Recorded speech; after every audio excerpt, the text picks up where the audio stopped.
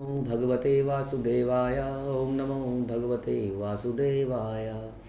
श्रीमद् भागवतम चौथा कैंटो 11वां अध्याय का समरी पढ़ेंगे हम लोग, जिसमें स्वयंभू मनु ध्रुव महाराज को समझाते हैं कि उन्हें युद्ध क्यों नहीं लड़ना चाहिए। लेकिन इससे पहले हमने देखा था कि यक्ष ने भयंकर मायावी अटैक कर दिया था।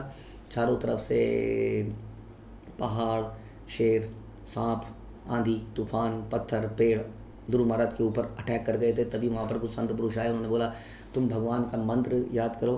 उन्होंने भगवान के नामों को उच्चारण किया, उन्हें अस्त्र मिला, नारायण अस्त्र। अब यहाँ पर उन्होंने नारायण अस्त्र को छोड़ा। तो जब नारायण अस्त्र को छोड़ा तो नारायण अस्त्र के साथ में ऐसे बाण निकले जिनके पीछे की जो शाफ्ट थी वो सोने की थी। उसके ऊपर पंख लगे थे जैसे स्वैन के पंख होते हैं, और वो पंखों से फ़ायदा क्या था कि नॉर्मल बाण सीधा सीधा जाता है, ये बाण अपने अटैक के ऊपर जाएगा। आपने गर्दन टेढ़ी करी, आप सोचोगे यहाँ से निकल जाएगा, बाण टेढ़ा हो गया आपकी गर्दन काट के जाएगा। तो इस प्रकार के एरोज वहाँ छोड़ने लगे। यक्ष बड़े परेशान हो गए और यक्षों ने बड़ा भयंकर तरीके से अटैक किया, उल्टा अटैक किया। लेकिन ध्रुव महाराज ने एक एक करके सबको मारना शुरू कर दिया। और जब ऐसी स्थिति आ गई कि सारे के सारे यक्ष मारे ही जाएंगे लगता है, तब वहाँ पर स्वयंभू मनु आए। दादाजी आए, इसका दादाजी कह सकते हैं आप। और वो आए और उन्होंने देखा कि ये सारे के सारे यक्षों को मारा जा रहा है, समाप्त हो जा रहा है। तो ध्रुव महाराज से बोलते हैं, बड़े दयावश उनके हृदय में कंपैशन पैदा होता है यक्षों के प्रति, जो कि एक भक्त का गुण है कि उसके अंदर हमेशा कंपैशन रहता है, चाहे दुश्मन के प्रति भी। तो बोलते हैं कि इस प्रकार का जो एग्रेशन आप दिखा रहे हैं, जो एंगर क्रोध दिखा रहे हैं, ये सिंफुल है। एंगर भगवान की सेवा में यूज़ होना चाहिए। जैसे कि कोई भी भावना, फीलिंग भगवान की सेवा में लगनी चाहिए। एंगर को भी भगवान की सेवा में लगाया जा सकता है, लेकिन यदि एंगर को अपनी सेवा में लगा दिया जाए, anger is also a sense gratification, anger is इंद्रिय तृप्ति। हम किसी पर एंगर हो जाते हैं तो हमारे ठंडक सी मिला, कलेजे को ठंडक मिलती है किसी पर चिल्लाने के बाद, वो बात अलग है, उसके बाद जलन होती है। जैसे कि गोलगप्पे का पानी पीते हुए बड़ा ठंडा सा लगता है, उसके बाद जलन करता है थोड़ी देर बाद, वैसी एंगर इमीडिएट ठंडक देता है लेकिन बाद में जलन देता है। तो बता रहे हैं कि ये सिंफुल है, ये हमारी परंपरा में फिट नहीं है। हमारी परंपरा में ऐसे लोग नहीं हुए इस प्रकार से जो आउट ऑफ कंट्रोल हो जाते हों।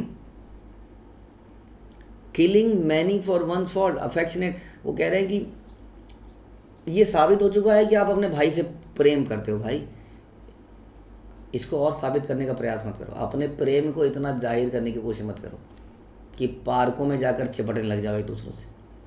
वी लव ईच अदर, दुनिया जले तो जले, हम जा रहे हैं, हम तो मिल रहे हैं। People have become very loud now it is. सारे एक्सप्रेशंस पब्लिकली करना चाहते हैं। बेसिकली पब्लिक करना नहीं चाहते, दिस इज शो ऑफ। वो दिखाना चाहते हैं कि हम खुश हैं, और इस चक्कर में वो बहुत बड़े दुखी हैं। कौन मुझे बता रहा था कहीं पर, किसी एक्टर के बारे में, किसी बहुत फेमस पर्सनैलिटी के बारे में एक कुछ आर्टिकल्स आया था कि उस फेमस पर्सनैलिटी ने आत्महत्या करी थी। तो आत्महत्या के पिछले 4-5 दिनों की उसकी लाइफ स्टोरी देखी गई, क्योंकि वो बहुत सोशल मीडिया पे रहता था। तो उसने बताया कि 4 दिन पहले वो यहाँ पर था, यहाँ घूम रहा था, उसने ये पिक भेजी। करते करते करते करते आत्महत्या के जस्ट थोड़ी देर पहले तक वो कहीं पर अपनी सेल्फी भेज रहा था। और जहाँ पर भी वो था, वो सेल्फी, फेसबुक स्टेटस, ये वो सब कुछ अपडेट हो रहे थे चीज़ें। तो क्वेश्चन ही आता है कि उसने आत्महत्या क्यों कर ली। इतना खुश आदमी जो हर जगह पे जा रहा है, खा रहा है, पी रहा है, अपने स्टेटस अपडेट करे जा रहा है। प्रॉब्लम ये है कि स्टेटस अपडेट करने का स्ट्रेस इतना हो जाता है कि आदमी ख़त्म हो जाता है, उस जगह को एंजॉयमेंट नहीं करना भूल जाता है, वो जीवन को जीना भूल जाता है। क्योंकि उसका जीवन केवल यही है कि दूसरों को बताना है। पहले तो दिखाना ज़रूरी है कि मैं कितना सुखी हूँ। आप देखिए, मैंने तो महसूस किया है, आप किसी जगह में जाते हैं, हम वादियों में जाते हैं, वादियों को अपनी आँखों से देखिए कितनी ठंडक पहुँचती है। लेकिन हम लोग वादियों को सिर्फ कैमरे से देखते हैं, केवल कैमरे से। जितनी देर भी हम वहाँ रहते हैं, हम सेल्फी ही खींच रहे होते हैं। ये एक तरह का बर्डन है हमारे ऊपर, ये एक तरह का नकलीपन है हमारे ऊपर, जो हम जगह जगह ये अपडेट करते रहते हैं। This is extra burden. क्यों इतना बर्डन झेल रखा है आप लोगों ने? Why we need to update the status and everything. क्यों, आखिर क्यों? अगर उसका पर्पस प्रचार करना है then it's a different thing. क्यों हम फ्रीली नहीं रह सकते? क्यों नहीं अपने लिए जी सकते? क्यों नहीं हम भगवान के लिए जी सकते? Why to show off? तो इस प्रकार का जो जीवन है, हम ये बता रहे थे कि people have become very loud. अंदर से चाहे हम खोखले हों, लेकिन जाके चिपट जाएंगे, अगले दिन अलग हो जाएंगे। इसी तरह से वो आदमी कैसे मरा, वो सब मैं I don't forgetting the name, वो अचानक से उसने आत्महत्या कर ली, बताइए। तो बता रहे हैं, यही भैया बता रहे हैं कि आप अपने भाई से प्यार करते हो भाई, तो ठीक है, दिखा क्यों रहे हो दुनिया को? इतना प्यार करता था मैं अपने भाई को, मैं इंतकाम लूँगा, मेरे करण अर्जुन आएंगे, हाँ वो मारेंगे, वटेवर। तो कह रहे अवॉइड अननेसेसरी किलिंग। ये फिल्मी स्टोरी मत बनाओ यहाँ पर। आई एम सरप्राइज पर I am very much surprise. स्वयं मनु क्या कर रहे हो आप एक अच्छे भक्त थे, आपने परफेक्शन को प्राप्त किया हुआ है, आप ऐसा कर कैसे सकते हो? यही क्वेश्चन आ रहा है। तो फिर थोड़ा सा रिमाइंड कराते हैं कि भगवान को, ध्रुव तुम भूल गए हो, भगवान को कैसे प्रसन्न किया जा सकता है। तितिक्षस्वा तितिक्षया कारुण्य। जब हम दूसरों के प्रति टॉलरेट करते हैं, टॉलरेंट होते हैं, सहनशील होते हैं और दयावान होते हैं, तो भगवान को अधिक प्रसन्न करते हैं। जब हम दूसरों के प्रति फ्रेंडली होते हैं तो हम भगवान को अधिक पसंद करते हैं। जब हम सबको उसी आत्मा की नज़र से देखते हैं, किसी से नफ़रत नहीं करते हैं, तब हम भगवान को पसंद करते हैं। इसके विपरीत आप नफ़रत भी कर रहे हैं, अब वो सारे काम उल्टे कर रहे हैं। और जब भगवान प्रसन्न होते हैं तब हम हर चीज़ से फ्री हो जाते हैं, हम प्रसन्न हो जाते हैं। आप समझिए, उसके 15 से 26 में बोलते हैं, आप समझिए कि हर कारण का कारण केवल भगवान ही है। इस संसार में क्रिएशन होती है, मेंटेनेंस होती है, डिस्ट्रक्शन होती है, भगवान करते हैं। इसके पीछे कारण भगवान है। कोई किसी को मारता नहीं है, कर्मों का खेल है जो कि गवर्नेंस भगवान कर रहे हैं।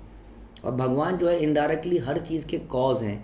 हमारे कर्मा के पीछे भगवान का एक लॉ एंड ऑर्डर का सिस्टम चल रहा है।